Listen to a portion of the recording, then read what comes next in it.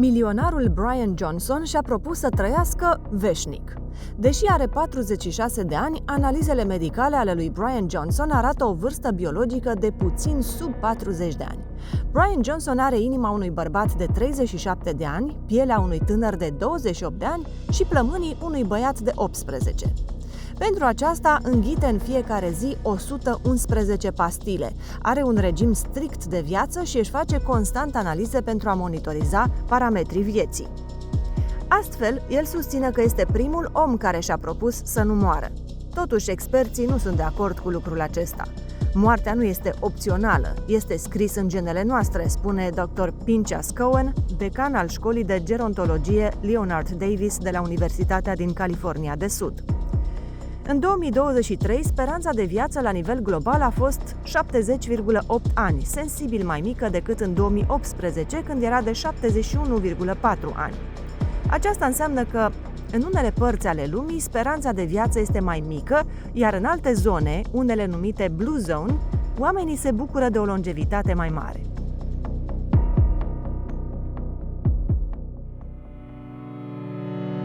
În Time, din 15 februarie 2018, Dan Buettner, autorul cărții Zonele albastre și soluția zonelor albastre, a prezentat unde sunt cele 5 regiuni ale lumii unde longevitatea nu reprezintă o surpriză, ci este o normalitate.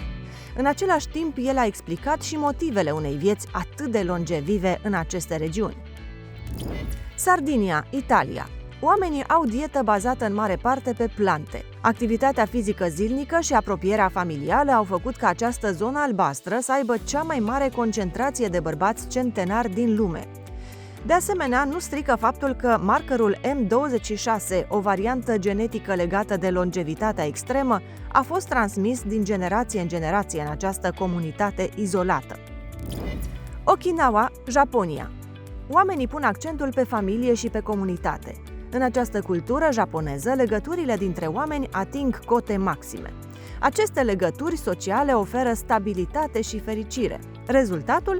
Femeile, mai ales, depășesc constant vârsta de 100 de ani. Nicoya, Costa Rica. O alimentație naturală bazată pe legume și fructe, plus cadrul natural liniștit, oferă o speranță de viață constant peste 90 de ani. Icaria, Grecia. Un sentiment de mândrie insulară și cu respectarea strictă a dietei mediteraneene, consumul de multe fructe, legume, fasole, cereale integrale, cartofi și ulei de măsline, îi determină pe unul din 3 icariani să trăiască până la 90 de ani, adesea fără demență și boli cronice. Cea de-a 5-a zonă longevivă a lumii este mai aparte.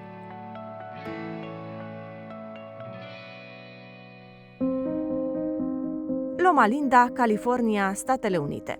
Revista Time concluzionează: singura zonă albastră din SUA este un refugiu pentru Biserica Adventistă de ziua 7-a. Este o familie confesională protestantă.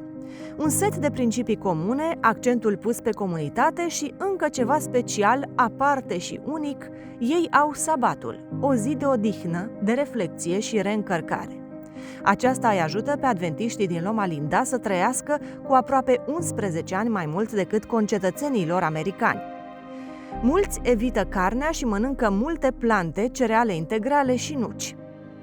Când a apărut studiul acesta, speranța de viață în SUA era de 77 de ani. Nici acum nu este mult diferită. Cineva a avut curiozitatea să afle de ce este sabatul atât de special pentru adventiștii de ziua 7-a, mai ales că trăiesc în aceleași condiții de poluare și stres ca toți ceilalți locuitori ai giganticului Los Angeles. Astfel, a înmulțit 77 de ani, adică speranța de viață americană, cu 365 de zile și a ajuns la 28.105 zile de viață. Apoi a împărțit la 7 câte zile are o săptămână pentru a găsi câte sabate săptămânale ar fi de-a lungul unei vieți și au ieșit 4.015. Și uimitor, dacă sabatele acestea ar fi transformate în ani, împărțind 4.015 la 365, ar da exact 11 ani, pe care adventiștii îi trăiesc în plus față de media americană. Aceasta înseamnă că păzirea sabatului ca zi de odihnă și închinare, așa cum scrie în Biblie, adaugă ani vieții. Ascultarea de Dumnezeu nu înseamnă niciodată mai puțin, ci întotdeauna mai mult. Porunca a patra spune: adu-ți aminte de ziua de odihnă, ca să o sfințești. Ce zici, te-ar interesa să trăiești mai mult, mai bine, mai sănătos și să ai o viață mai fericită? Poți să crezi că ai putea să depășești natural vârsta de 100 de ani și încă să fii activ și să te bucuri de viață? Deși pare ceva utopic, trebuie să știi că se poate dacă nu uiți de sabat. Și milionarul Brian Johnson ar putea să știe asta. Dacă vrei să afli mai multe, urmărește materialul Top 7 lucruri din Biblie despre sabat.